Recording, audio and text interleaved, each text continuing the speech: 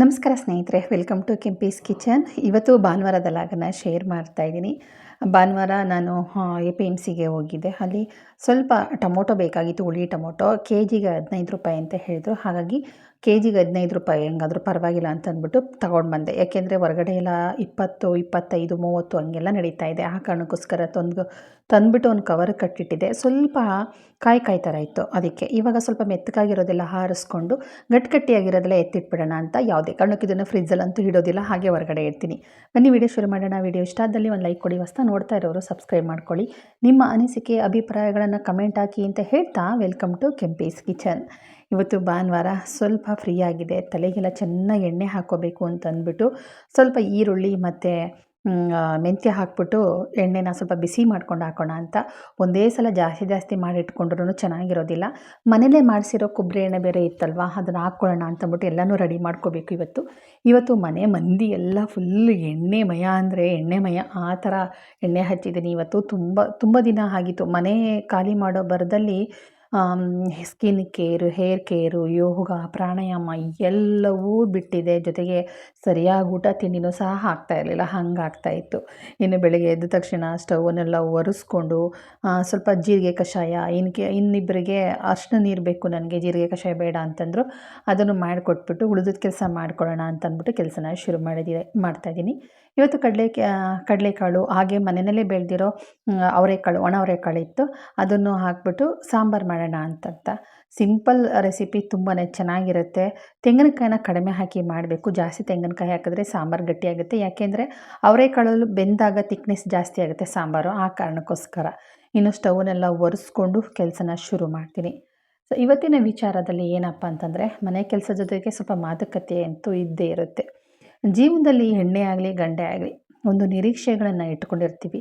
ಜೀವನದಲ್ಲಿ ನಿರೀಕ್ಷೆಗಳಿಲ್ಲ ಅಂತಂದರೆ ಲೈಫ್ ಇಲ್ಲವೇ ಇಲ್ಲ. ಹೌದು, ಅಡುಗೆ ಮಾಡ್ತೀವಿ ಹೆಣ್ಮಕ್ಳುಗಳು. ನನ್ನ ಗಂಡ ಅಡುಗೆ ಚೆನ್ನಾಗಿದೆ ಅಂತ ಹೇಳಿ, ನನ್ನ ಮಕ್ಕಳು ಅಡುಗೆ ಚೆನ್ನಾಗಿದೆ ಅಮ್ಮ, ಇವತ್ತು ನೀನು ಮಾಡಿರೋ ತಿಂಡಿ ಚೆನ್ನಾಗಿದೆ ಅಮ್ಮ ಅಂತ ಹೇಳಿ ಅಂತ ಬಯಸ್ತಾಳೆ. ಹೆಂಡತಿ ಆಗಿರೋಳು ನನ್ನ ಗಂಡ ನನ್ನನ್ನು ಹೊಗಳಬೇಕು. ಯಾವ ರೀತಿ ಅಂದರೆ, ನೀನು ಉಟ್ಟಿರೋ ಸೀರೆ ಚೆನ್ನಾಗಿದೆ, ನೀವತ್ತು ಚೆನ್ನಾಗಿ ಕಾಣಿಸ್ತಾ ಇದೆಯಾ, ನೀನು ತಲೆಗೆ ಮುಡ್ದಿರೋ ಹೂವು ಚೆನ್ನಾಗಿದೆ, ನೀನು ಹಾಕಿರೋ ಡ್ರೆಸ್ ಕಲರ್ ಚೆನ್ನಾಗಿದೆ, ಇವತ್ತು ತುಂಬಾ ಚೆನ್ನಾಗಿ ಕಳೆಯಾಗಿ ಕಾಣಿಸ್ತಾ ಇದೆಯಾ, ಎಲ್ಲನೂ ಬಯಸ್ತಾಳೆ. ಖಂಡಿತ ತಪ್ಪು ಅಂತ ನಾನು ಹೇಳೋದಿಲ್ಲ. ಇದರಿಂದ ಜೀವನದಲ್ಲಿ ಒಂದು ಸ್ಟೆಪ್, ಒಂದು ಲೈಫಲ್ಲಿ ಖುಷಿ ಸಂತೋಷ ಅನ್ನೋದಕ್ಕೆ ಒಂದು ಸ್ಟೆಪ್ ಮೇಲೆ ಏರಿದಂಗೆ ಅಂತ ಅನ್ಬೋದು. ಅದು ಹೆಣ್ಣು ಬಯಸೋದು ಅಂತಲ್ಲ, ಗಂಡು ಸಹ ಅದನ್ನು ಬಯಸ್ತಾರೆ. ತಪ್ಪು ಅಂತ ಖಂಡಿತ ಹೇಳೋಕ್ಕಾಗಲ್ಲ. ಆದರೆ ಎಲ್ಲ ಸಮಯದಲ್ಲೂ ಎಲ್ಲ ವಿಧವಾದದಲ್ಲೂ ನಾವು ಖಂಡಿತ ಈ ಒಂದು ನಿರೀಕ್ಷೆಗಳನ್ನು ಖಂಡಿತ ಬಯಸೋದು ಖಂಡಿತ ತಪ್ಪು. ಮೊದಲನೇದಾಗಿ ನಾವು ಮಾಡೋ ಕರ್ತವ್ಯಗಳನ್ನು ನಾವು ಮಾಡಬೇಕಾಗತ್ತೆ. ಮನಸ್ಸಲ್ಲಿ ನಾವು ಯಾವುದನ್ನು ಇಟ್ಕೊಳ್ಬಾರ್ದು. ನೀವು ಚೆನ್ನಾಗಿ ಕಾಣಿಸ್ತಾ ಇದ್ದರೆ, ಚೆನ್ನಾಗಿ ಕಾಣಿಸ್ತಾ ಇದ್ದೀರಾ ಕಣ್ರಿ, ಇವತ್ತು ನೀವು ಹಾಕಿರೋ ಡ್ರೆಸ್ ಚೆನ್ನಾಗಿದೆ ಅಂತ ಹೇಳಿ. ಅವ್ರು ಹಾಕಿರೋ ಶೂಸ್ ಚೆನ್ನಾಗಿದ್ರೆ, ನೀವು ಹಾಕಿರೋ ಶೂ ಚೆನ್ನಾಗಿದೆ ಅಂತ ಹೇಳಿ. ಇವತ್ತು ತುಂಬ ಚೆನ್ನಾಗಿ ಖುಷಿಯಿಂದ ಇದ್ದೀರಾ ಅಂತ ನಿಮ್ಮ ಗಂಡನಿಗೆ ಹೇಳಿ.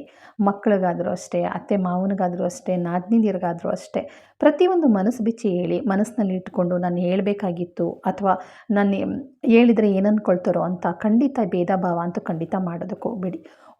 ಪ್ರತಿಯೊಬ್ಬರು ಜೀವನದಲ್ಲಿ ಆ ಒಂದು ಮಾತಿದೆಯಲ್ಲ, ಅದನ್ನು ಹೊಗಳಿಕೆ ಅಂದ್ಕೊಳ್ಳೋದು ಖಂಡಿತ ತಪ್ಪಾಗುತ್ತೆ, ಆಯಿತಾ? ಬನ್ನಿ, ಇವತ್ತು ಕೊಬ್ಬರಿ ಎಣ್ಣೆ ನೋಡ್ತಾ ಇದ್ದೀರಲ್ಲ, ಸ್ವಲ್ಪ ಕೊಬ್ಬರಿ ಎಣ್ಣೆ ಬಗ್ಗಿಸ್ಕೊಂಡು ಅದಕ್ಕೆ ಮೆಂತ್ಯ ಮತ್ತು ಒಂದು ಅರ್ಧ ಈರುಳ್ಳಿನ ಕಟ್ ಮಾಡಿ ಹಾಕಿದೆ. ಲೋ ಫ್ಲೇಮಲ್ಲೇ ಇದನ್ನು ಚೆನ್ನಾಗಿ ಕುದಿಸ್ಕೊತೀನಿ. ಗೋಲ್ಡನ್ ಬ್ರೌನ್ ಬರಬೇಕು, ಸೀದೋಗಬಾರ್ದು ಯಾವುದೇ ಕಾರಣಕ್ಕೂ.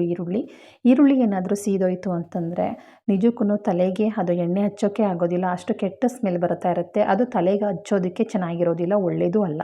ಹಾಗಾಗಿ ಗೋಲ್ಡನ್ ಬ್ರೌನ್ ಬಂದ ತಕ್ಷಣ ಇದನ್ನು ಸ್ಟವ್ನ ಆಫ್ ಮಾಡಿ, ಆ ಎಣ್ಣೆ ಕಾವಲ್ಲೇ ಗೋಲ್ಡನ್ ಬ್ರೌನ್ ಬಂದಿರೋ ಕಲರ್ ಇನ್ನೂ ಸ್ವಲ್ಪ ಡಾರ್ಕ್ ಗೋಲ್ಡನ್ ಬ್ರೌನ್ ಬರುತ್ತೆ, ಆವಾಗ ತಲೆಗೆ ಯೂಸ್ ಮಾಡ್ಕೋಬೋದು ಅದನ್ನು ಸೋಸ್ಕೊಂಡು. ತುಂಬಾ ಒಳ್ಳೆಯದು, ಖಂಡಿತ ಟ್ರೈ ಮಾಡಿ. ಈ ಎಣ್ಣೆ ಜೊತೆಗೆ ಬೇರೆ ಏನು ಬೇಕಾದರೂ ಎಣ್ಣೆಗಳನ್ನ ಸೇರಿಸ್ಕೋಬೋದು. ತಲೆಗೆ ಹಾಕೋ ಎಣ್ಣೆಗಳು, ಅರ್ಥ ಆಯ್ತಾ? ಹೊಟ್ಟೆಗೆ ಹಾಕೋ ಎಣ್ಣೆ ಎಲ್ಲ, ಆಯಿತಾ?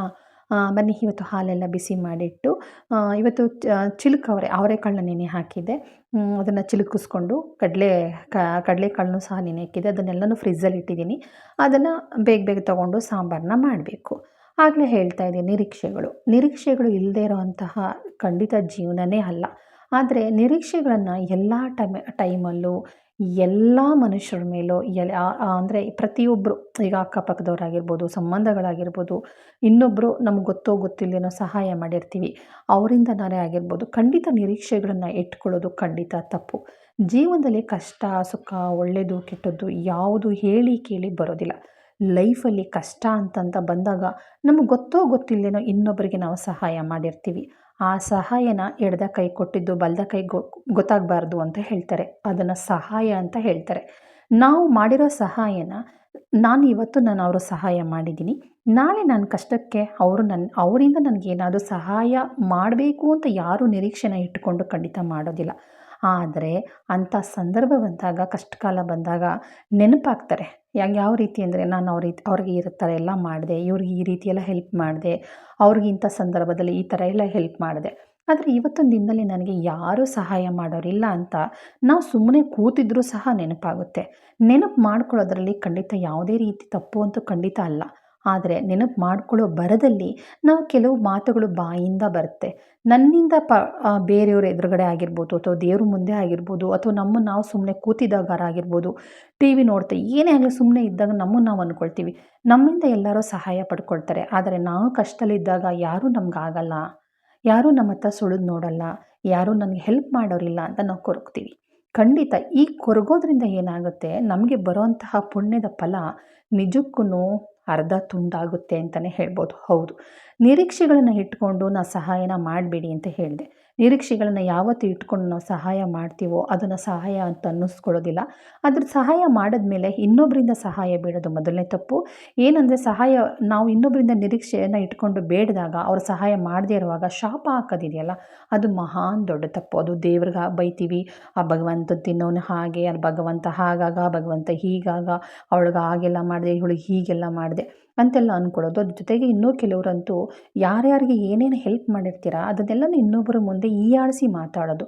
ಅವಳು ಅಂಥ ಸ್ಥಿತಿನಲ್ಲಿ ಹೀಗೆ ಬಂದಿದ್ಲು, ನನ್ನ ಕೈಯಿಂದ ಏನೂ ಇರಲಿಲ್ಲ, ನನ್ನ ಕೈಯಿಂದ ಹೀಗೆಲ್ಲ ನಾನು ಹೆಲ್ಪ್ ಮಾಡಿದೆ, ಇವತ್ತು ನನ್ನ ಕಷ್ಟ ಕಾಲಕ್ಕೆ ಯಾರೂ ಇಲ್ಲ ಅಂತ ಹೇಳ್ತಾರೆ.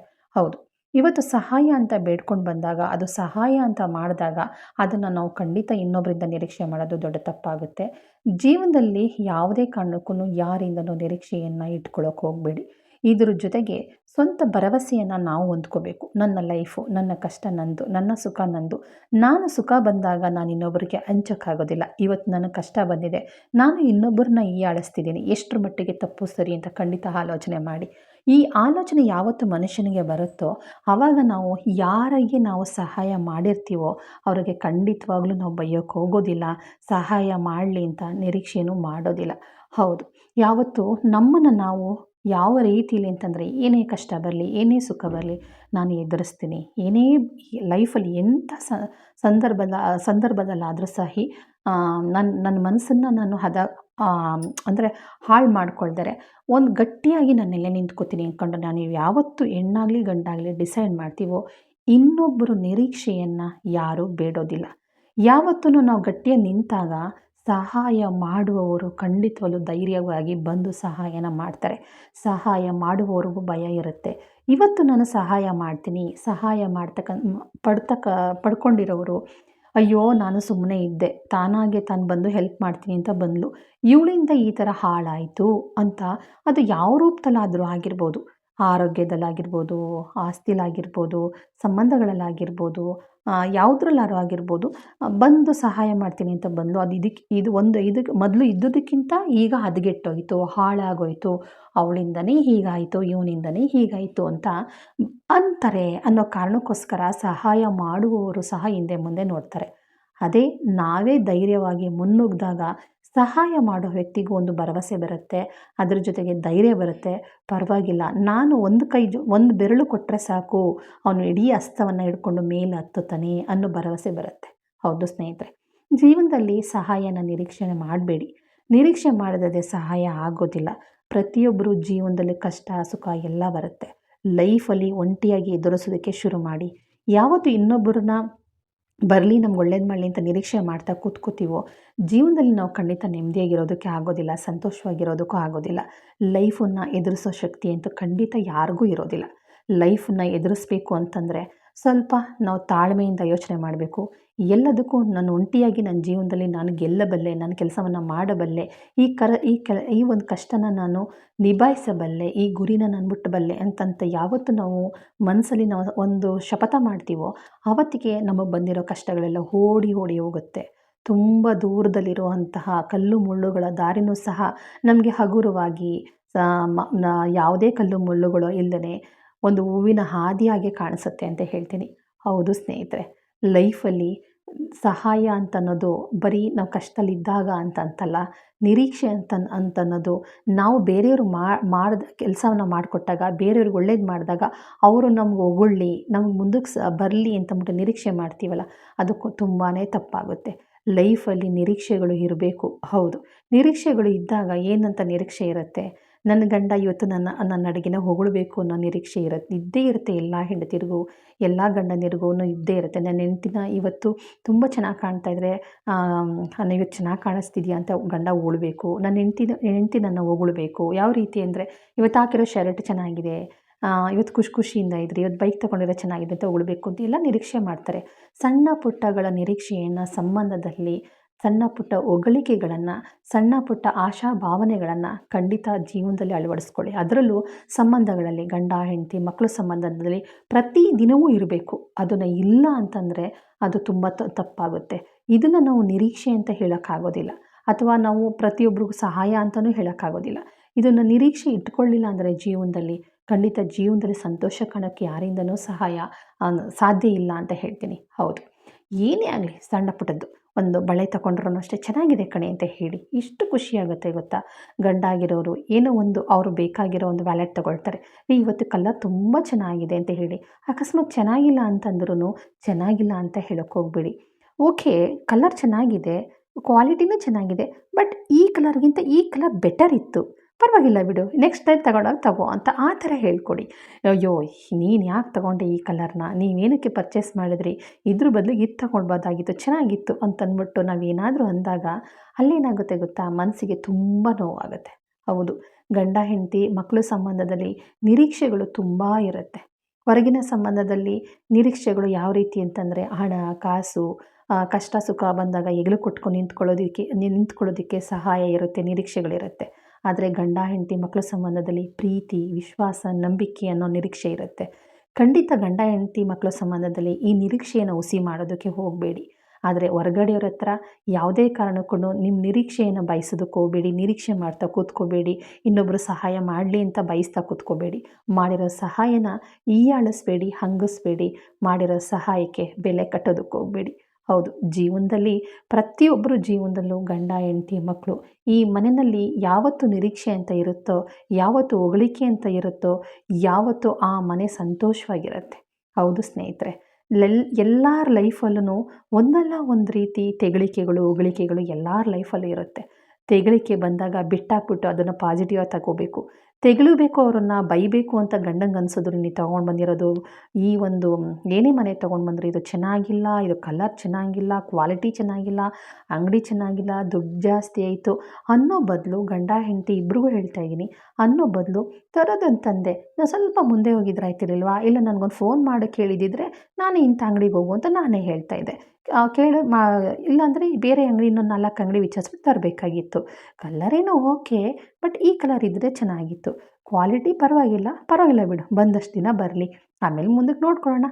ಈ ಥರ ನಾವು ಜೀವನದಲ್ಲಿ ಅಂದಾಗ ಹೆಂಡತಿ ಆಗಿರೋಳಿಗೆ ಆಗಲಿ, ಗಂಡ ಆಗಿರೋರಿಗೆ ಆಗಲಿ ಆನೆ ಬಲ ಬರುತ್ತೆ. ಸಂಸಾರದಲ್ಲಿ ಯಾವತ್ತು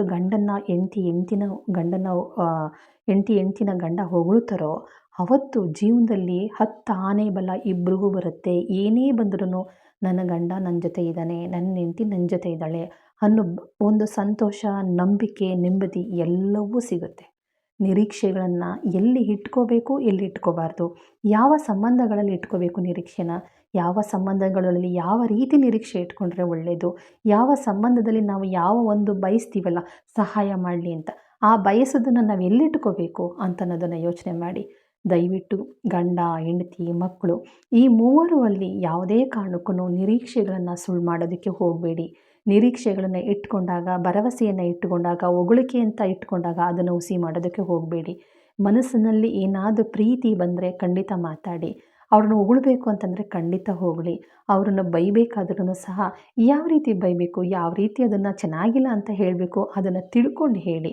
ಗಂಡ ಹೆಂಡತಿ ಮನಸ್ಸನ್ನು ನೋಯಿಸಿದ್ರೆ, ಹೆಂಡತಿ ಗಂಡನ ಮನಸ್ಸು, ಗಂಡ ಹೆಂಡತಿ ಮನಸ್ಸನ್ನು ನೋಯಿಸಿದ್ರೆ ಸಂಸಾರ ಅಂತ ಅನ್ನೋದೇ ಹಾಳಾಗೋದು. ಯಾವತ್ತೂ ನಿರೀಕ್ಷೆಗಳು ಹುಸಿ ಆಗಬಾರ್ದು. ನಿರೀಕ್ಷೆಗಳನ್ನು ಇಟ್ಕೊಂಡವನೇ ಜೀವನ. ನಿರೀಕ್ಷೆಗಳು ಇಟ್ಕೊಂಡಾಗ ಆ ಗುರಿ ತಲುಪೋದಕ್ಕೆ ತುಂಬ, ತುಂಬ, ತುಂಬ, ತುಂಬ ಸಹಾಯ ಆಗುತ್ತೆ. ಹೊಗಳಿಕೆ ಅನ್ನೋದು ಎಷ್ಟು ಮುಖ್ಯ ಅಲ್ವಾ? ನಿರೀಕ್ಷೆ ಅನ್ನೋದು ಎಷ್ಟು ಬೆ ಬಲ ಕೊಡುತ್ತೆ ಅಲ್ವಾ? ಹೌದಲ್ಲ ಸ್ನೇಹಿತರೆ?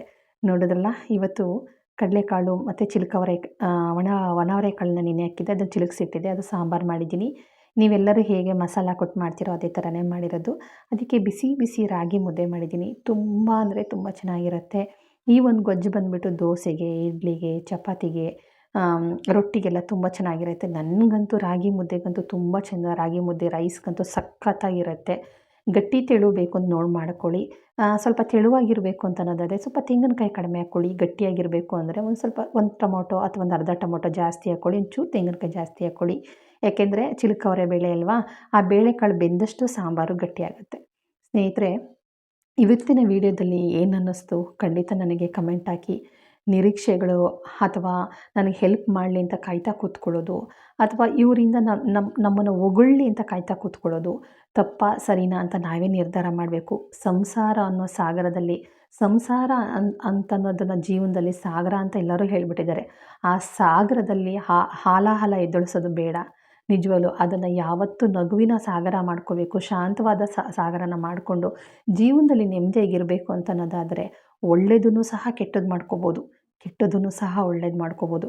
ಆದರೆ ಮಾತು ಬಲ್ಲವನಿಗೆ ನಿಜವಾಗ್ಲೂ ಜಗಳ ಇಲ್ಲ, ಊಟ ಬಲ್ಲವನಿಗೆ ರೋಗ ಇಲ್ಲ ಅಂತಾರಲ್ಲ, ಹಾಗೇ ನಾವು ಯಾವತ್ತು ಮಾತನ್ನ ಕಲೆನ ಕಲಿತೀವೋ ನಮ್ಮ ಲೈಫಲ್ಲಿ ಯಾವತ್ತೂ ಜಗಳನೂ ಬರೋದಿಲ್ಲ. ಇನ್ನೊಬ್ಬರಿಂದ ನಿರೀಕ್ಷೆಗಳನ್ನು ಇಟ್ಕೊಳ್ಳೋದಿಲ್ಲ. ಸಹಾಯ ಪಡ್ಕೋಬೇಕು ಅನ್ನೋ ಆಸೆನೂ ಬರೋದಿಲ್ಲ.